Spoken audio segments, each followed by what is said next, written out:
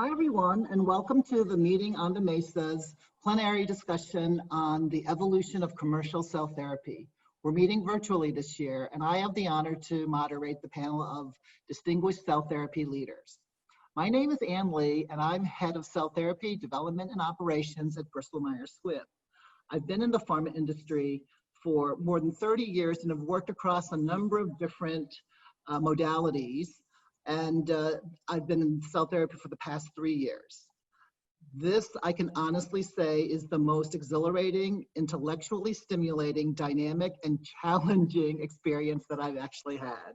This is a fast-moving field, and we're learning something new every day, and the transformational impact to patients is really inspiring.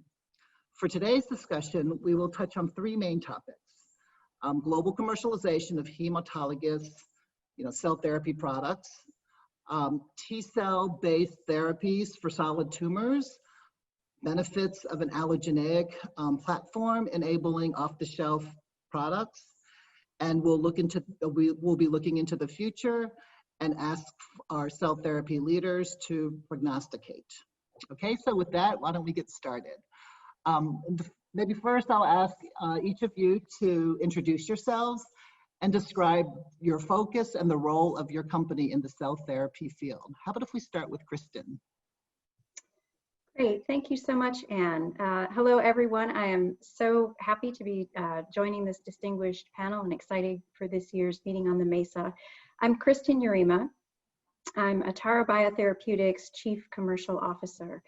And for background, Atara is a pioneer in the T-cell immunotherapy field, and we are really focused on allogeneic therapies. We're using our EBV, that's Epstein-Barr virus, T-cell platform to develop really transformative therapies for patients with severe diseases. And what's exciting about our platform, we feel, is that we can address hematological malignancies, as well as solid tumors and even some autoimmune diseases.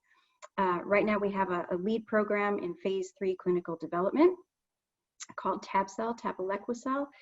And with that, we believe that we're the most advanced allogeneic T-cell immunotherapy company. And so we're really tremendously excited at the prospect of rapidly delivering off-the-shelf therapies to patients with very high unmet need. That particular therapy's lead indication is for something called post-transplant lymphoproliferative disorder, which is a rare heme malignancy that patients can develop after receiving either a solid organ or a stem cell transplant. And we're very proud and happy to be a California-based company. We have our research development and also own manufacturing in Thousand Oaks, California, and a corporate headquarters up in South San Francisco. Thank you so much, Kristin. Why don't I turn it over to Alberto now? Thank you very much. It's a pleasure to be here, and it's very nice to be together with Kristin and Marco. Let me just introduce myself. I'm currently heading the CGT business unit of Lonza, which is mostly focused on these fantastic new modalities, or better said, collection of modalities. And what we do is fundamentally taking care about all the CMC technical development of cell and gene technologies for the company that likes to work with us. Fundamentally, we leave the better part of R&D, science, biology, and clinical development to who would know it much better than us, and we try to pull it together on the behalf of many companies that we serve on the terms of technical development and trying to serve across the value chain. So starting with process development, then serving clinical supply, and providing also commercial supply. What might be less known is that we also try to service important element that will be, I think, foundational to many of the modalities that we do, like tissue acquisition is going to be very pivotal in the aspect of the allogeneic approach that we are going to be talking about today, but also products like media or testing or platform that I think are going to become maybe particularly relevant in the future, like automation in manufacturing, like the Cocoon, or simplification of process like the transformation one by introducing electroporation rather than lentivirus transfection. But I'm sure we are going to have opportunity to touch on the many topics. So opposite to the other panelists, I will try to bring more the technology side of things, and I will let speak about science who would know it better than me. Thank you so much, Alberto. And again, thank you for being, you're in Switzerland right now, so thank you. And then Marco, how about you? So I'm Marco Gottardis. I'm Vice President of Oncology and Innovation at Janssen Pharmaceuticals, which is a division of Johnson & Johnson. Like you, Anne, I have over 30 years experience in pharmaceutical and research, both for discovery and development.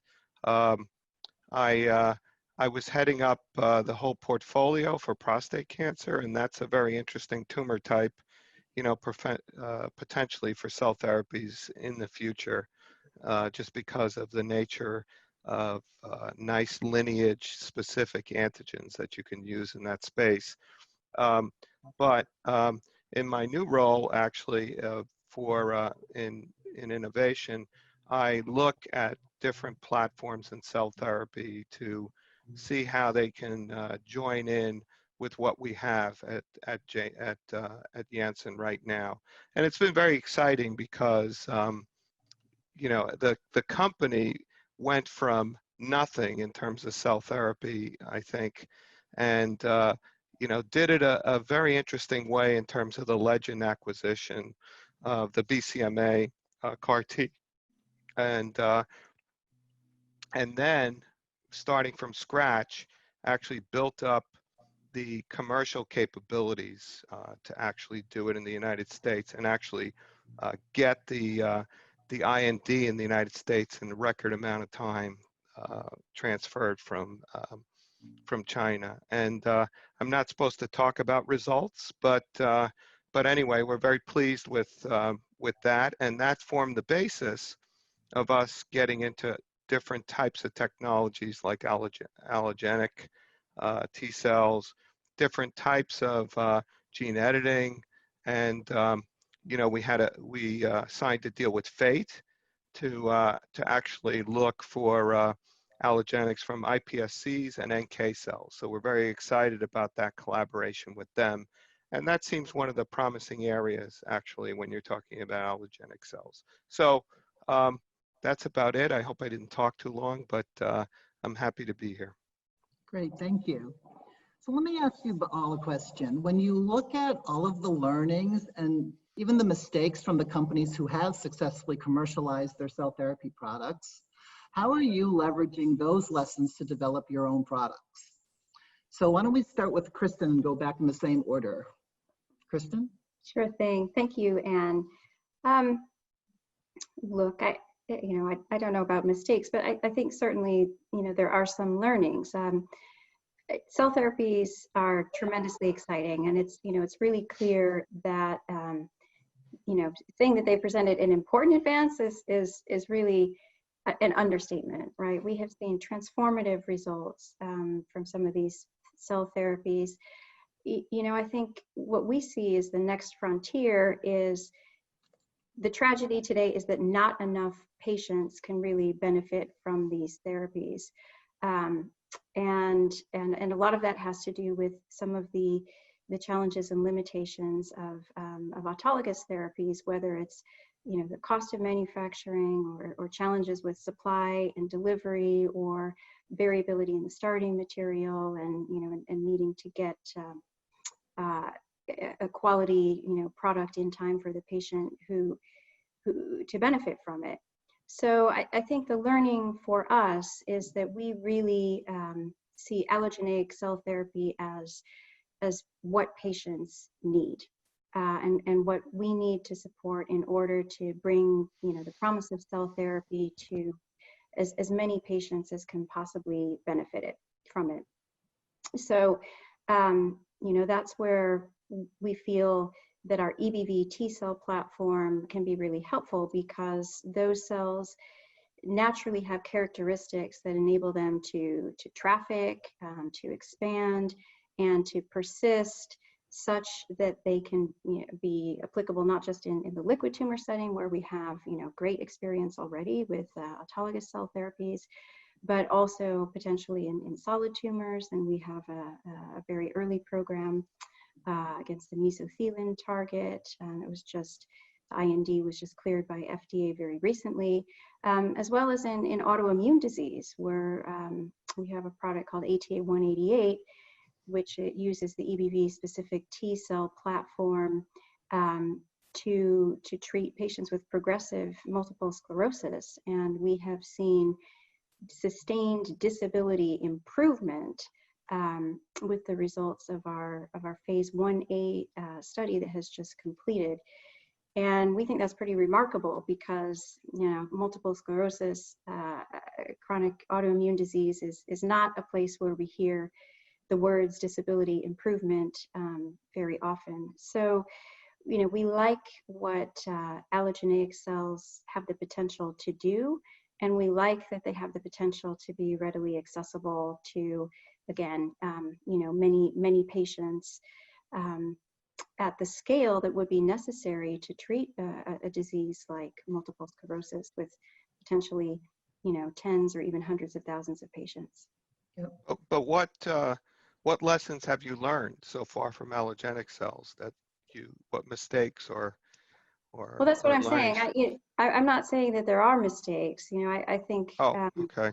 you know, I think for me, it's more focused in on the learnings, and the learnings are cell therapies are terrific. It's why I made the move from, you know, a long career in small molecules and biologics development into cell therapies. I think we are coming to see that cells have the capability to do things that small molecules and even macromolecules like therapeutic proteins or monoclonal antibodies simply won't be able to do. They're you know, multifunctional.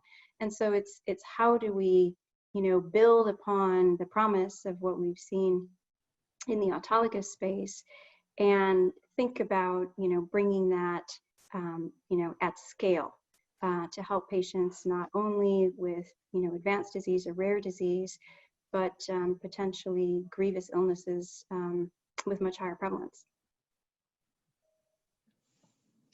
Thank you. Alberto? Yeah, let me just add some consideration on this aspect. As I told you before, I will take it from the technical side. If I look at autologous, there are a few structural consideration or shortcomings or problems. In a way, just to listing a few, one that comes to my mind particularly strong is the characterization or the release criteria of the very same therapies. Because at the end, we should just admit that regulators has been very kind and inclined to try to make us taking these therapies to the market because they are transformational. But if we consider about what criteria we are using and how wide are those parameters, basically make us believe sometimes they are not either really able to characterize them or to be specific enough. But on the other side, if we force too stringent parameters or too specific characterization, we have quickly and easily an out-of-spec product. And this is taking us a little bit in a fundamental dilemma in which on one side, we may risk to release something that we don't even know if we're able to fully characterize. On the other side, if we push it to too stringent parameters that we have seen certain players have been doing, Yeah. we run into a tough situation in which we may not be able to technically release those batches, which in a setup of autologous means fundamentally killing the patient or using these things for compassionate use. And this, for how much it may look like a detail or a kind of an aspect of smaller relevance, it is one of the main factors of both commercial trouble and kind of patient impact in today's time. Then the other aspect is just obviously the consideration of all the just-in-time supply chain. I've been using to deal with pharmaceutical supply chain that have maybe end-to-end time of 2 years and 1.5 years of inventory stock. Now, when we're talking about autologous, it's a just-in-time process. Nothing is done up to the shelf, so nothing is built to stock, but everything is just in time. And managing such of a complexity with the stringency of a pharmaceutical management is just extremely complex. And the advantages of the autologous obviously come that if you fail a batch, you don't kill any patient, you just do a new batch. It might cost money, but you do a new batch. And then the availability is just out of the shelf and you can immediately treat. To a point that this is becoming even foundational on the aspect of the quality of the treatment, because often these patients are so sick or so late in their progression of the disease that even if we do the apheresis and we do the best manufacturing possible, the condition and the quality of the starting material is such that you cannot treat them. So to a point that it could even be worth to consider to do an apheresis and freeze it just as an early start of a cancer treatment, even before the first line treatment, just to have it there in case. So all these consideration comes on top of the classical cost and complications. So the change and the move toward an allogenic is definitely important, but what we will lose, at least probably in the first generation of allogenic, is the specificity and the ability to treat accordingly to the detailed need of the patient. And if I can see a mimicking of the autologous with the allogenic of the first generation, if I have to extrapolate forward what is going to come with the autologous with the neoantigen and all the new tailored approach, it will take a little bit longer time before an allogenic can actually mimic that. And then if you think about allogenic, we hear about a lot of companies that are having significant trouble because they did the initial master cell bank and working cell bank out of material that was not properly managed from a regulatory standpoint, and they have to go back and restart. So all those considerations.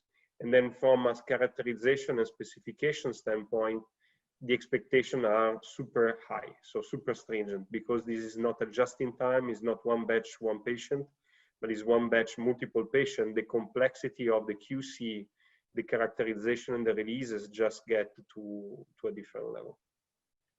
And then the last two elements, and then I will shut up, I promise.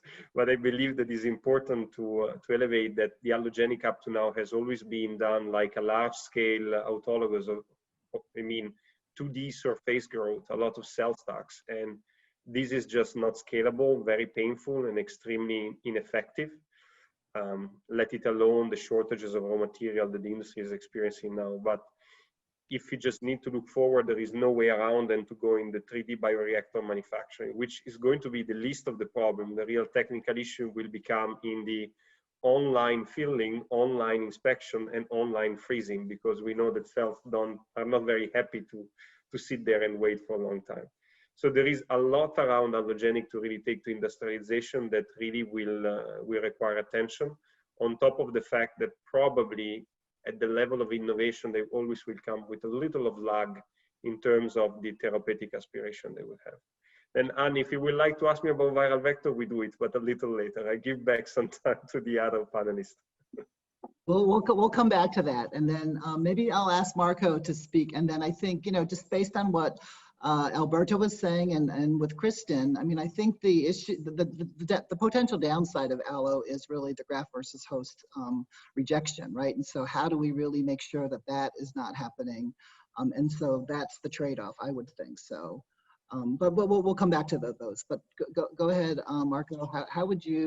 Well, I think we're going to touch on a lot of these things that were just mentioned here in terms of in the later questions. But I think there's agreement here. We'd love to have allogenic cells. Nobody's disputing that. Okay. There are challenges, but I really like actually the virally induced cells that Kristin talked about. I think those cells are really good killers. And, the thing about them, I mean, you solve a little bit of the immunogenicity problem because the TCR is to the virus, right? So you don't have to worry about that part. But, there's other things with HLA and stuff to still be considered. I think, if we talk about, let's say, if we go back and talk about autologous, right, just for a couple of minutes and say that, the problems, and this is speaking to what my other colleague here to my right,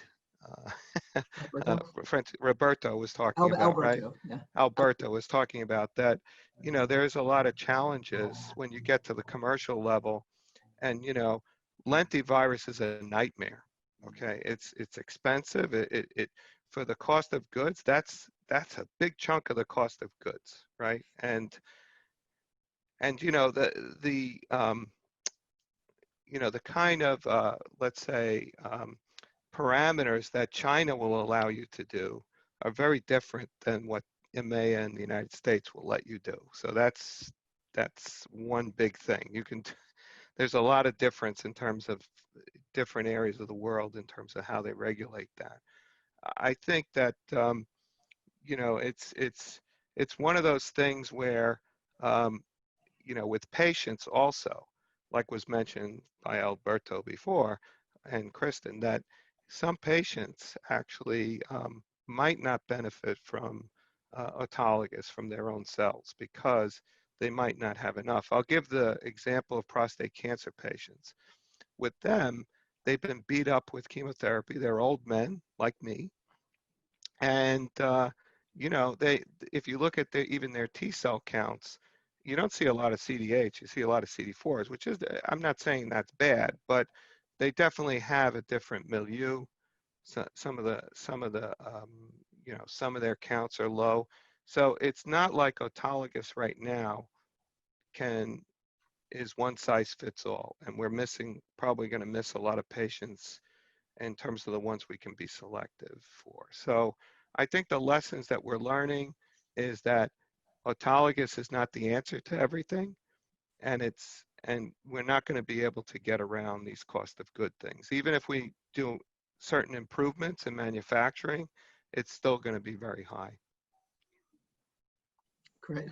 So I hear you basically say that there's the manufacturing complexities and then clearly the patient variability, right? And in fact, that may really even reduce as we go to earlier lines, right? So we're working with the worst case of patient variability in the cells. And so I think that's something that we look forward to, being able to work with, better cells, healthier cells, right? So great. Okay, let me kind of ask, I think we've touched on a lot of things, so let's kind of get into some of these specific questions that we wanted to really talk about here. Let me just kind of go to, let's say a little bit about solid tumors, okay? Can you briefly describe what are the most promising advances that you're excited about in terms of cell therapy in solid tumors? And maybe I'll ask that to Marco. Okay, so yeah, proof of concept has really happened with hematological tumors. There's no question, the large benefit. Solid tumors, there's one thing about solid tumors that might be different, and it might be different in different tumor types also, and that is addressing the suppressive tumor microenvironment potentially in solid tumors, which might make it a little bit of a different beast. However, I don't think it's insurmountable because you can think about what you want to add, even in an allogeneic autologous, what you want to add in addition to what you're doing with the chimeric receptor. And it could be, people have started to do this, like T Immunity has started to put the beta trap in there to address, the tumor suppressive environment. But I think it's going to be a little bit of a higher hurdle with solid tumors, but I think we have the opportunity, whether we use allogeneic or autologous, to add more stuff in there. So one of the things that I think we want to be concerned about is that we don't want to have multiple therapies on top of each other and increasing the cost to the patient. That would be prohibitive, right? So there might be some ways that we put them right into the vector that we have if it works that way. So it will require maybe a little bit more gene editing, but I think we can do it. Great. Yeah, I would agree with that, Marco. And, we don't have the most extensive pipeline in solid tumors yet, but I alluded before to a program that we do have in mesothelioma, which has been in collaboration with MSK. And I think that's a really good example of the kind of approach that you're talking about, where you have a couple things going on at the same time. So we've included the 1XX co-stimulatory domain, but we've also put in the PD-1 DR. So, rather than trying to accomplish the result by, having a cell therapy plus multiple drugs. You just engineer that right in there. So that's the program where our IND has just recently been approved by FDA, and so we're looking forward to that going into the clinic. So I think there's congratulations. Thank you. So I think there's tremendous possibilities in exactly the way that you mentioned. And in fact, the tricky bit may be, how do we make the choices, and how do we prioritize, and how do we clinically develop the programs when we have a lot of potential choices to make with the cellular engineering at the same time. Yeah, and I think, Kristin, if I could just step in here, I was just thinking, in adding these targets that counter the tumor suppressive environment, we might also think about putting them on promoters to turn them on and off. It might be that chronic is not good, and it could exhaust the cells. So there might be some things where you can do where you have intermittent therapies. There's various companies that are doing that, even with turning on and off the chimeric receptor. So there's a lot to work out, right? That's great. Good. Maybe I'll ask Alberto a question. You've been making a lot of strategic investments in cell and gene therapy, and you have a large customer base, and you certainly follow the industry. What do you see as the weakest part of the current supply chain for this generation of cell and gene therapy products? And what are you at Lonza? And then what do you see others just in the industry trying to do to strengthen it?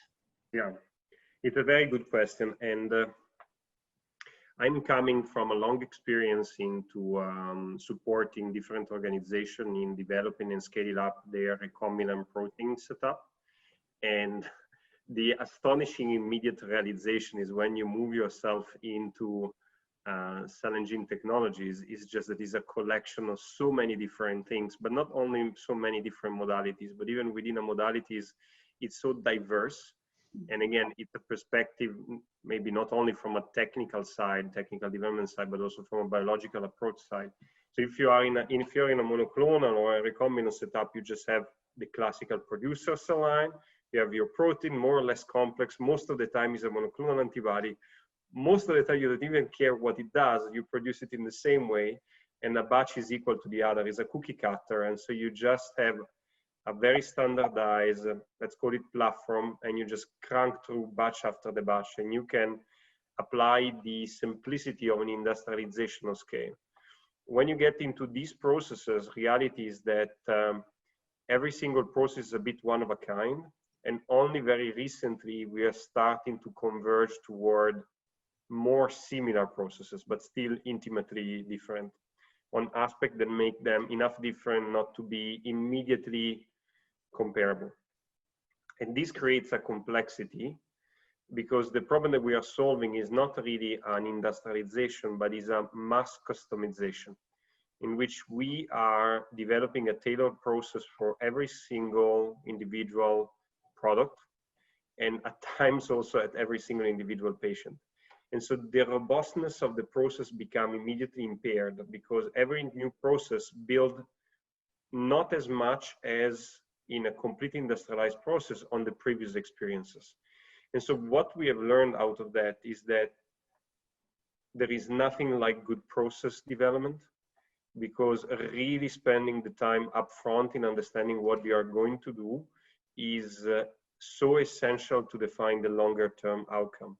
And on top of the process development, more from a biological and scientific standpoint, with things as simple as using raw materials that are available or are possible to be sterilized, that don't change their nature under VHP, or as simple as closing certain pieces of the process, then you go into element and consideration of process engineering. It is astonishing how changes the cost of good the simple choice of having a passage time or attack time of touching your cell that is a multiple of 7, or anyway, something that allows you to match with manufacturing schedule. And this is things that, rightfully so, when you're working on the fundamental biology and R&D, you just don't have share of mind to think about. But then those things bite so hard when you get at later stage under a very tough regulatory scrutiny that then you a little bit always regret to have not done it in a proper way. So due to the nature of a very different manufacturing process for every product, it's really worth to invest a lot into early process engineering and process development consideration into making sure that what is getting done is done properly. And often the most impactful thing are very small changes. The next implication is that eventually, but I don't see it as an immediately, we need to go toward the establishment of platforms. So for instance, in Lonza, we are working in producer cell line for viral vector, or we are working on the cocoon as a standardized autologous manufacturing. And those approaches are going to become more important because at the end, manufacturing, CDMOs, and in general, the technical development has to be boring. The best thing technical development could be doing is not to be noticed and being very predictable. The unfortunate thing is that in the current context of cell and gene technology, that is one of the main headache because it's just so much a one-off, and it really building more on a tribal knowledge and expertise of individual than on very established and reliable SOPs and manufacturing equipment. So then drifting on a little bit longer horizon toward the creation of certain platforms is going to be pivotal. And so this is why I'm talking about 3D bioreactor for allogeneic with very defined processes of also filling and inspection, as much as I'm talking about automation machine like the one of the cocoon, but also relevant to, if I think autologous, also linked to quality with electronic batch record and review by exception.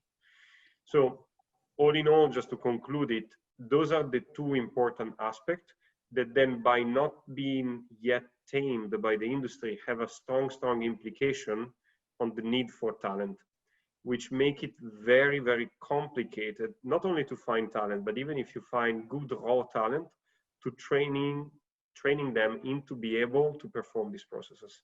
Let it alone trying to teach them more than 3 or 4 processes without having them to mess up. So those are the complexity that I really believe in the orchestration of the supply chain are really worth to consider upfront when a process is getting pushed forward. So thank you. Can I ask Alberto a question? Sure, go ahead, Kristin. Thanks, Anne.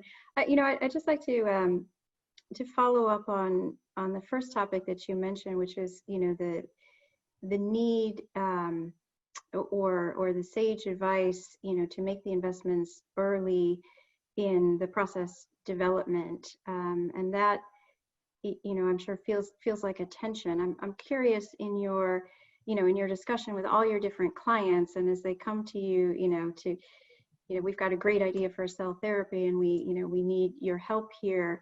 You know, is that a surprise to them, or, you know, what trends or what reactions around that topic do you get from clients and companies? I will be very honest. The flavor up until, especially when I started in my position, was fast is everything. But then recent hiccups, also especially driven by regulators, are starting to teach that maybe to go fast you need to go slow. Mm-hmm. And so there is an increasing ask toward from the customer of ours of very significant investment into the PD. What we are experiencing is that companies that have funds might want to go quickly into the clinic for a phase 1, but very much so in parallel they are developing the second generation that is taking into consideration all the industrialization aspect. And so depending a little bit on the funding condition and the risk appetite, you have very different approaches from the different customers. There are the one that they just want to go fast because at the end they want early phase 1 data to then maybe simply sell the company.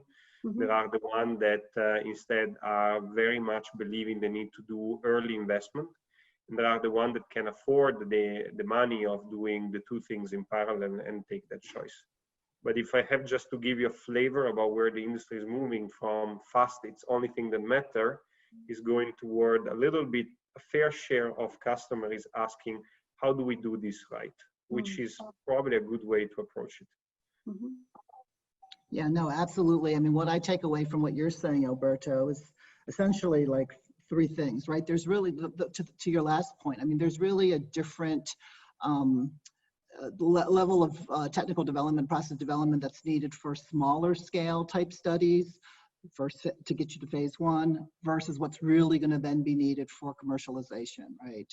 And then I think, you know, with what you were saying regarding the need to automate, right? I mean, the need to automate will really help significantly because right now, like when the processes, especially the first generation processes, are so manual, there is variability that actually is introduced even in terms of a lot of the manual type efforts, right? So that's a big challenge as well. And then I think the third piece is really more about the biology. I mean, we mentioned earlier that there is patient variability. And what I thought I heard you say is really the need for what we would consider like adaptive manufacturing, right? So you get the cells, if you can actually like ultimately change it so that you can, I mean, adapt the manufacturing process so that you can get the kind of product control that you know you want, that's really what you want to be able to do. I mean, that's a concept that hasn't yet, you know, materialized. But I think when you think about what we need to be able to do for autologous, that really is the approach. I think, you know, if you talk about the allogeneic and you actually have a large bank of cells, which there's another challenge to being able to get the same large consistent bank of cells, then that's something that you can eliminate. So Marco, as you're looking at this overall field, you're looking at all these different manufacturing platforms. How are you looking at those things? I mean, you know, you represent a large company that has the wherewithal to be able to think about commercialization, but then, you know, you're also looking at the smaller companies and even what's being done at many of the medical hospitals where Sure. the thought isn't so much to try to commercialize at that point yet. Well, I think, you know, just speaking to what Alberto was saying, so, you know, I mean, you know, there's always ways of improving the process, and that's a constant thing with cell therapy right now. And with allogeneic, it's going to be even that in spades. So, you know, we are looking, you know, for different factors, you know, what to drop out, 3D, cell-free, serum-free, all of these things, you know, actually, you know, we're hoping to have a more consistent, you know, system where you take some of the variability out of the system. And I think with autologous, there's still a lot of improvements to happen, you know, but again, I think, you know, I think a lot of companies are focused on allogenic also, you know, but we're going to have products there that are autologous, so we're going to have to feed them, you know, make sure that we can, you know, supply the patients, and that's a big challenge. So it's working with partners such as Alberto and others that are important. We can't only do it ourselves. It's impossible. I don't care which company you are, BMS, Janssen, you know, Novartis, I don't care who you are. I think you do need to reach out and, you know, pull together things that are advancing incrementally. Absolutely. Great. Good. Does anybody want to tag on to anything that's been said yet? All right, you know what, let me just ask the question because I think what we just said prompted a question that I have. Marco, this is for you. You know, when I think about the reported dose range for registration studies for the 3 engineered T-cell products for CD19, it ranges from 50 to 600 million cells, right? 600 viable engineered T-cells. And so this would suggest that different products have different doses in the same indication. Now, what do you think would be the ideal biologically efficacious dose range for, let's say, a hematological or disorder, and then separately for, let's say, a solid tumor, if we had the optimal T cell and the optimal construct gene editing aspects? Okay, well, I'm going to give you an answer that's probably not satisfying because the one golden cell, right? So well, I think one of the things, yeah, I mean, I think one of the things is that, of course, it might be different. It might depend on the target, the construct, there's a lot of variables that could influence what the biological dose is of a certain product. And I think that we're still feeling, you know, we don't have all the rules in place to understand that right now. I mean, to be truthful about Absolutely. it. Maybe other people, maybe Anne, you can, you know, opine on that too. But I think right now we're really doing this empirically. I mean, let's just to be honest. So it's not a satisfying answer. I mean, we'd like to get to a point where, you know, as we're, you know, having experience with these things, you know, how can we give 2 doses, for example, or can we, you know, split and give 2 doses? Can we manufacture a little bit differently that, you know, the viability of those cells are better and they last longer. They don't get exhausted. So these are things that are improvements in the process actually that could contribute to lowering the dose. Great. So maybe I'll ask Kristin, in terms of, let's say, your product, can I just ask you, is it a single dose, or is it given multiple times? No, it is, yeah. So our lead product, Tab-cel, for previously treated PTLD, so that is a single IV, 5 to 10 minute IV push. And, you know, we have been studying it in the inpatient setting, but, you know, we also see a lot of excitement about using it in the outpatient setting as well. So that's that product. But with our, with ATA188, which is the multiple sclerosis product, and neither of those products are, okay, I think that's just to be clear on that. So they're using the EBV T-cell platform without a lot of additional genetic engineering there. We conducted the phase 1A study, but we have also entered an open label extension phase. And so we are have redosed in that open label extension period. And we'll be looking at doing that, you know, we expect on something like a yearly basis. Great, good, thank you. Alberto, let me just ask you, you know, we've seen some large investments in cell and gene therapy made by innovator companies and then also by CDMOs. What do you think will be the role of CDMOs in the next 5 years? Marco just pointed out how important it is to even for the innovator companies to be able to partner, right? So, I mean, what do you think role going to be in the next 5 years? Thank you for the question, Anne. Well, to answer shortly, I think I expect a certain level of, I expect continuity, so no difference than from the past. The role of the CDMOs has always been adding value by fundamentally pooling the needs into an aggregated demand and deploying it through a single kind of offering to a single facility. So rather than creating a distributed risk, we just create a collective certainty, a little bit like an insurance.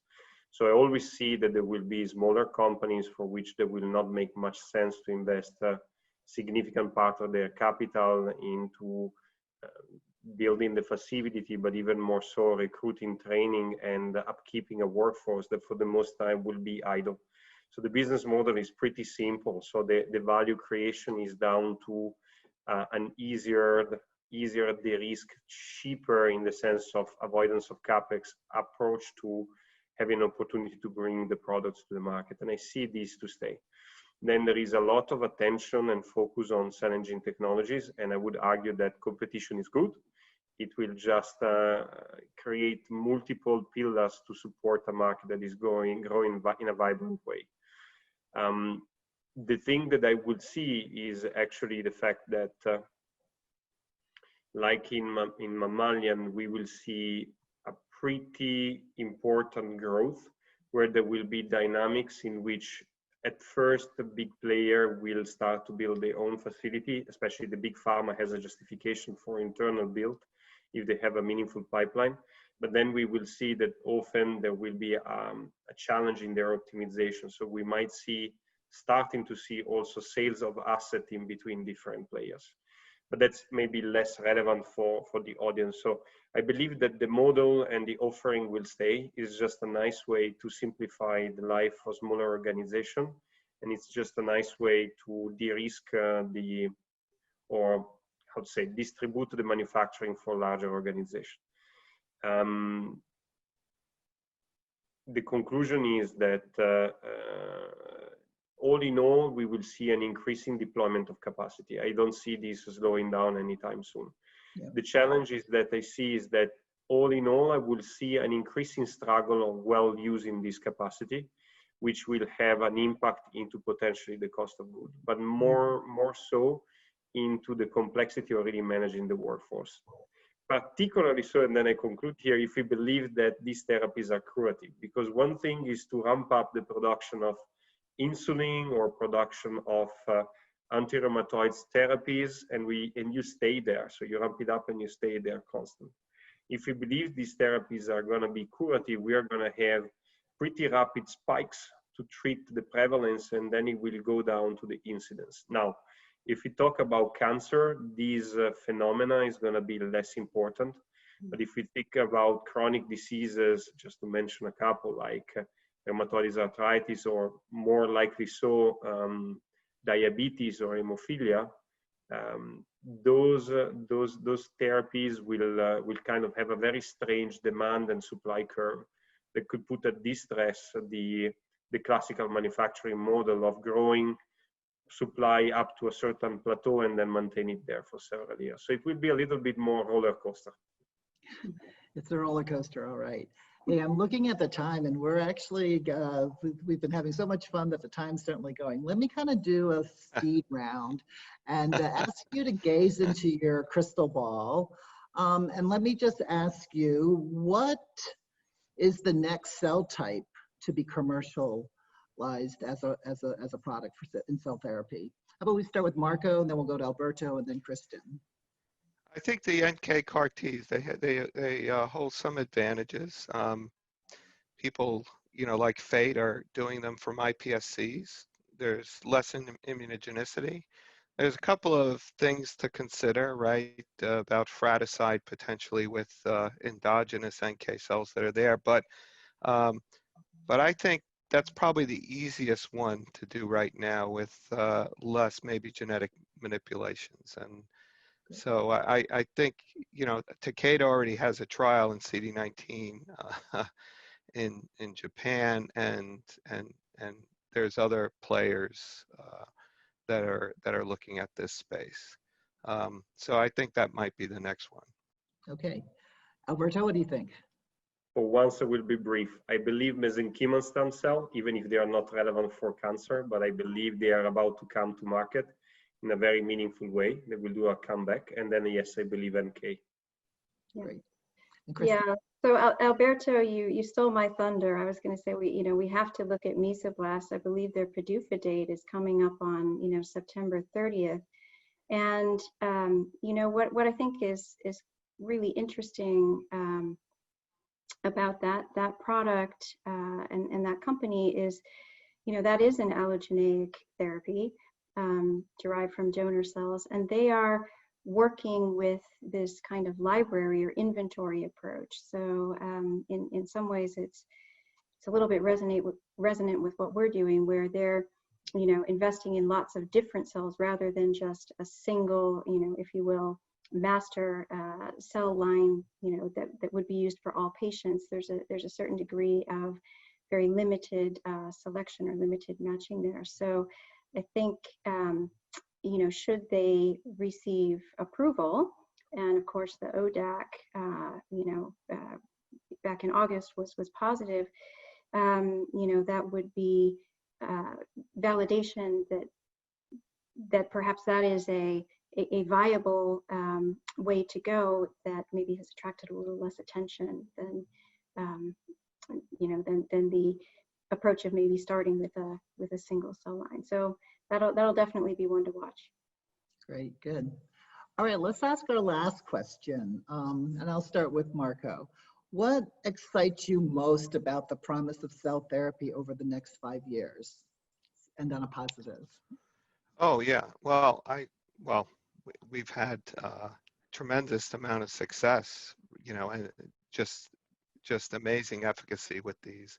And I think what excites me is if we do get into the allogeneic space, that we're going to be able to have widespread administration of these things and wider therapies in terms of many more targets. And I think we'll start to understand. You know, one of the things I wanted to say was, you know, in this process, there's a lot of unknowns in terms of going from an iPSC back to differentiating to a cell type, and then ultimately having, you know, the activated cell. So, so I think, you know, there's a lot of biology to do, and you know, I'm very optimistic that, you know, single cell gene expression, looking at pathways will tell us if we can improve on the cells as we go through the process. Not only doing the phenotypic measurements of these cells, but also looking at, you know, functionally what their gene expression is, and I think that's gonna push the field faster in terms of what to add, what to edit out, you know. So I'm very excited about that. Great, good, thank you. Alberto, what about you? So you were asking the panel to be a little bit bold and forward-looking, right? So let me state it in this way. I'm particularly certain that with cell and gene technologies, we are going to kill death. Maybe it's not going to take 5 years, a little longer, but that is a certainty that will happen. You mean, are you talking about regenerative biology? Is that what you're talking about? Across the board. Okay. You are going to kill the bad stuff and you're going to replace for the good stuff. Okay. And you can really have a vision of prolongation and repair. Okay. Yeah, I'm with you, Alberto. So, you know, I said it before, I'll say it again. I just think we have already seen, and we will continue to see, that cells can do more things than, you know, small molecules and macromolecules can do. And we are going to see entirely new diseases being able to be treated, you know, for perhaps the first time. We will see the move beyond oncology into autoimmune disease. I mean, I can't tell you how excited we have been to see this MS data. You know, it's you know, I think even we did not know what we were going to see, and to see sustained disability improvement in multiple sclerosis patients, you know, is frankly just incredible. It's very early, there's a lot of questions, but it's incredible. And so to be able to offer that kind of promise to so many patients, and I think the other angle here to bring in is I think we will solve the value challenges. I think we will make the value cases clear, and I think we will be able to, you know, to bring COGS in the range of biologics with cellular therapies. And you put all of that together, and we will absolutely transform medicine. And I love your vision, Alberto. You know, kill death. Let's do it. All in. Great. Well, with that, I mean, I think that is a great note to really end on. I want to thank so much our terrific panelists. And when you look at like what the future really holds, I mean, you know, the evolution that's occurred from commercial cell therapy, we've heard that cell therapies are going to be applied across multiple indications, multiple therapeutic areas outside of oncology. And so let's all agree to get together again in 5 years, and we can actually check to see the progress that we've made. So thank you so much. Thank you, Anne. Thank you so much. Thank you, Marco. Thank you, Kristin. Thank you. Nice to have this panel with you guys. Yeah, Great. absolutely. Thanks so much.